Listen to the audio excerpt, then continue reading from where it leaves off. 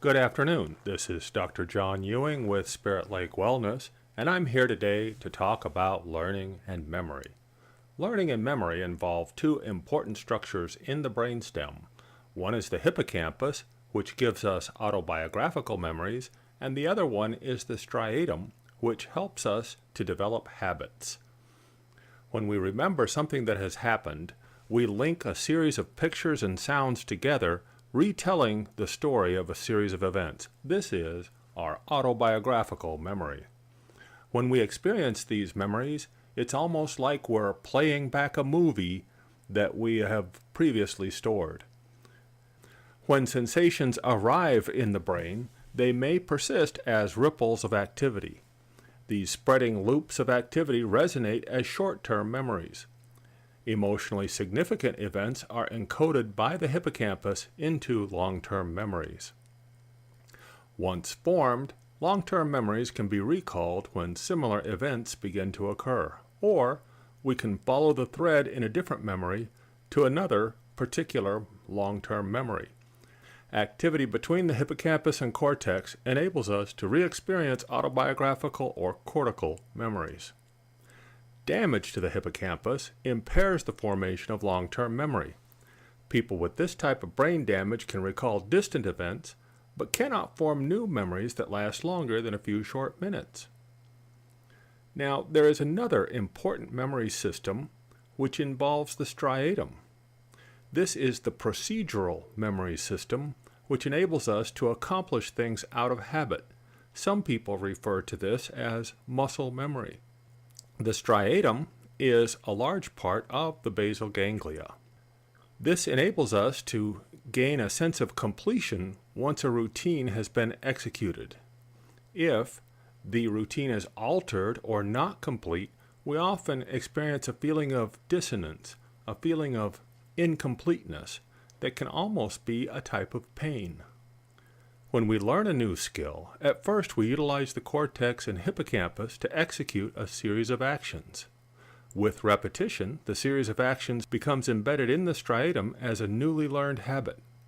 With sufficient practice, we can carry out complex routines without conscious thought.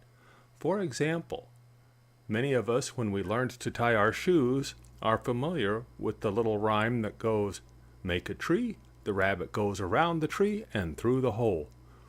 But after tying our shoes successfully for 30 or 50 times, we no longer remember the little rhyme. Where is it?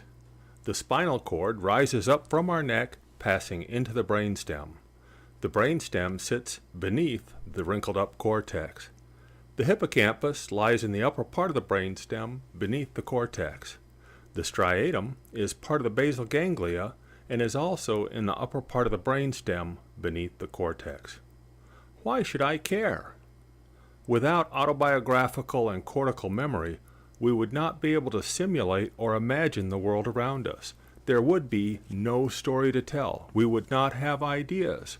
Without memory, we would not have a sense of self or a sense of others around us. Without the striatum, we would be unable to execute a series of routines out of habit. For example, riding a bicycle, learning to walk, running. Many examples of things that we do out of habit without even thinking about it. With practice, we no longer need the autobiographical cortical memory to help us execute fairly complex routines.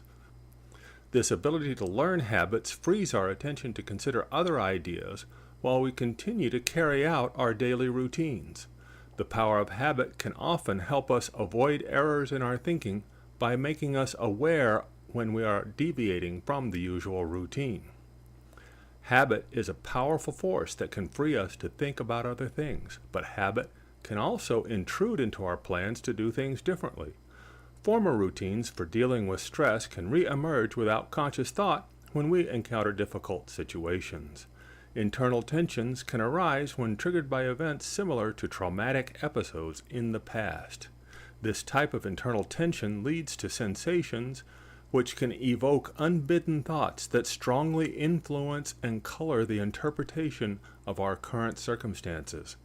People can be caught unaware and relapse back to substance use, or they can be derailed by powerful thoughts and feelings that distract them from enjoying their present situation. Trauma often lives in this habit loop. Trauma often lives in the brainstem beyond our conscious control. People that have had a lot of trauma often can be triggered by similar circumstances, and without knowing why, their mood will change and their interpretation of surrounding events will take on a dark and ominous tone. So in summary, the hippocampus helps us to make little movies that we can recall as memories. The striatum is where habit lives and where muscle memory develops those routines that help us do so many things in life. These routines free us to consider other ideas as we go about our daily chores. This has been an introduction to learning and memory, the hippocampus and striatum. This is Dr. John Ewing with Spirit Like Wellness. Thank you.